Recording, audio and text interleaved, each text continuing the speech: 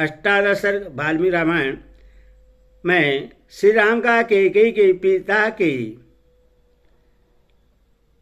चिंतन होने के कारण पूछना और कैकेयी का कठोरतापूर्वक अपने मांगे हुए वरों का वृत्तांत बताकर श्री राम को वनवास के लिए प्रेरित करना। यह कथा आपको सुनाऊंगा।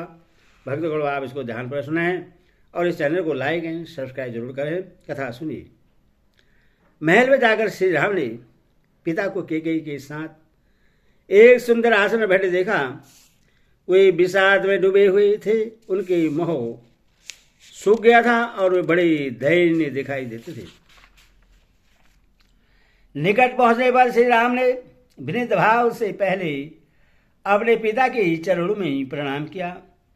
उसके बाद बड़ी सावधानी के साथ उन्होंने कैकेयी के चरणों में भी मस्तक झुकाया।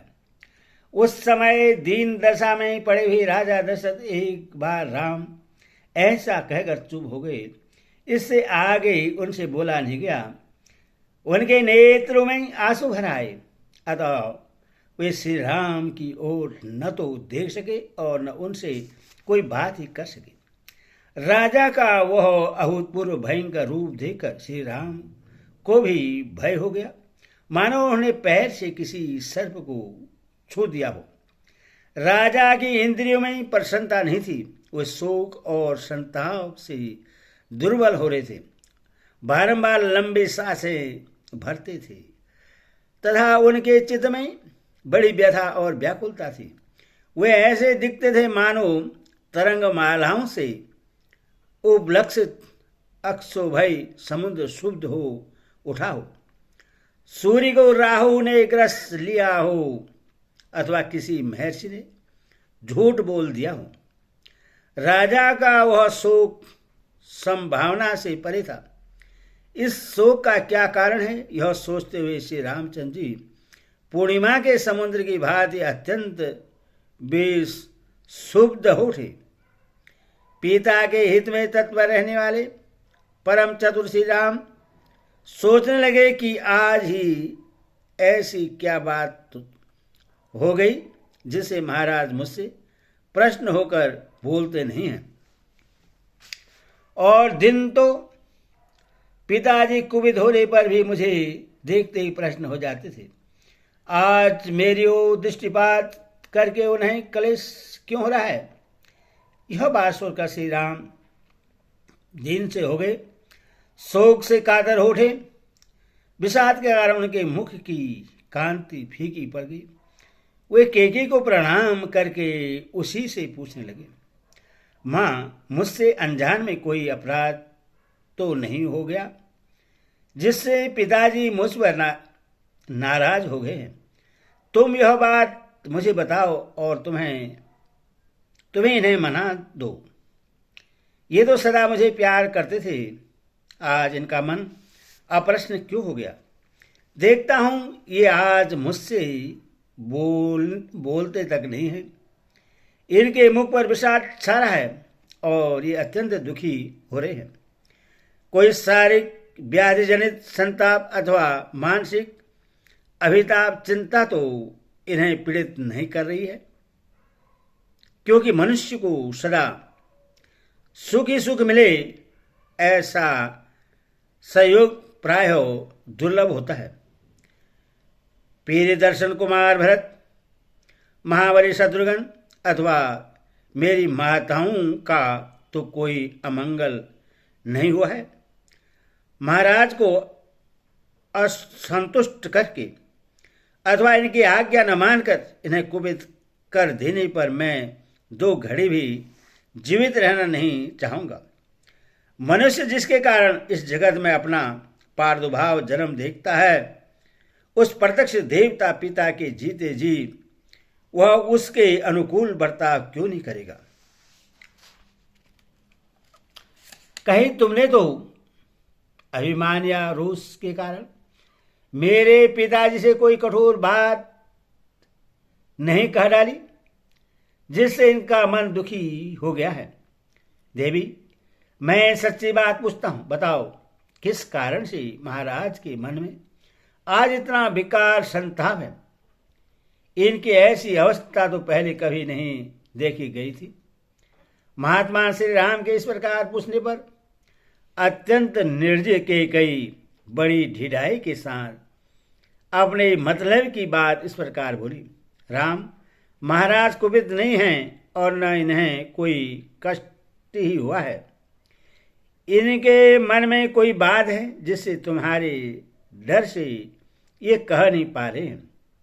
तुम इनके प्रिय हो, तुमसे कोई अप्रिय बात कहने के लिए इनकी जबान नहीं खुलती, किंतु इन्होंने जिस कार्य के लिए मेरे सामने प्रतिज्ञा की है उसका तुम्हें अवश्य पालन करना चाहिए। इन्होंने पहले तो मेरा सत्कार करते हुए मुझे महमांगा वरदान दे दिया और अब ये दूसरे गवार मनुष्य की भांति उसके लिए पश्चाताप करते हैं।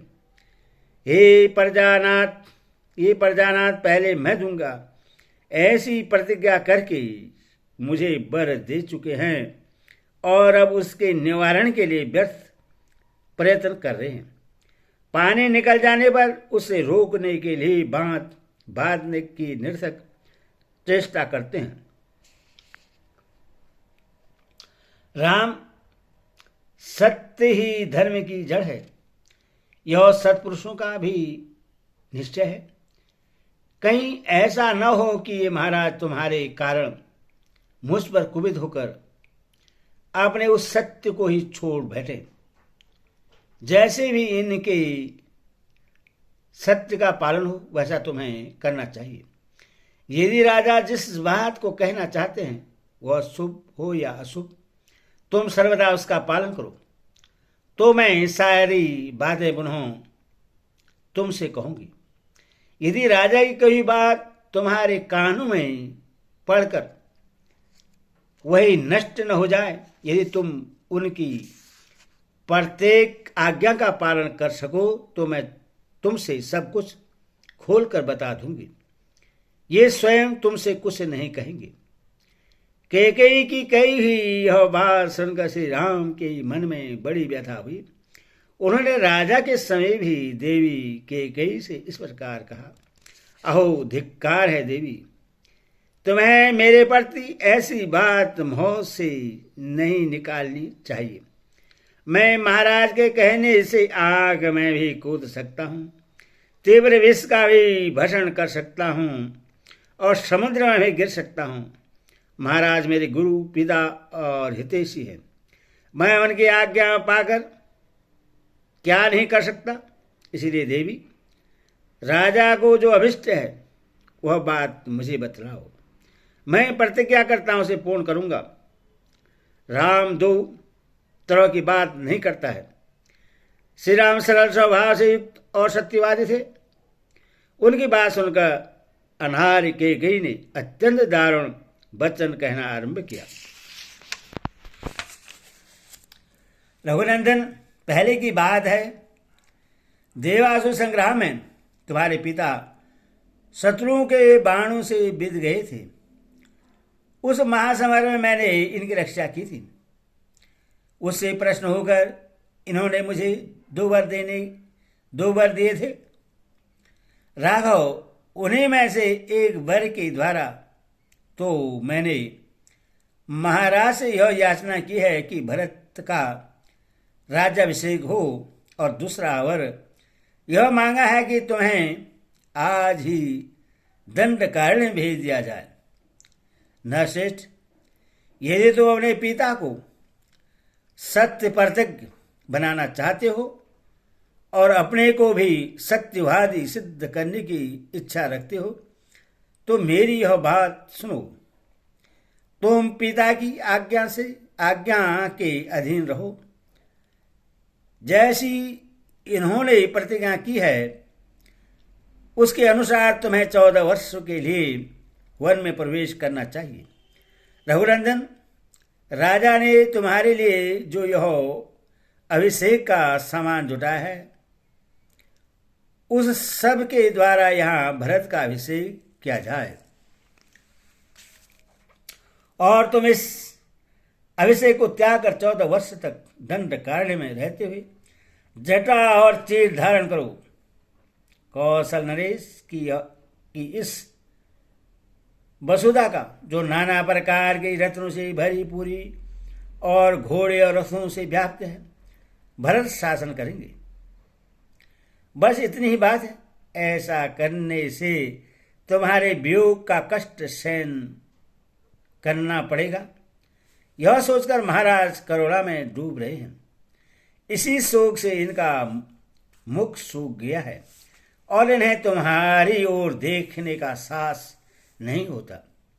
रघुनंदन राम, तुम राजा की इस आज्ञा का पालन करो और इनके महान सत्य की रक्षा करके इन नरेश को संकट से उबार लो।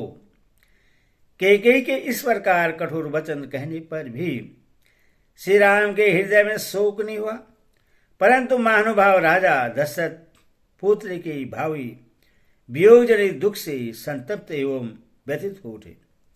इस प्रकार वाल्मीकि निर्मित आर्ष रामायण आदि काव्य अयोध्या कांड में 18वां सर्ग पूरा हुआ। बोले सियावर रामचंद्र की जय।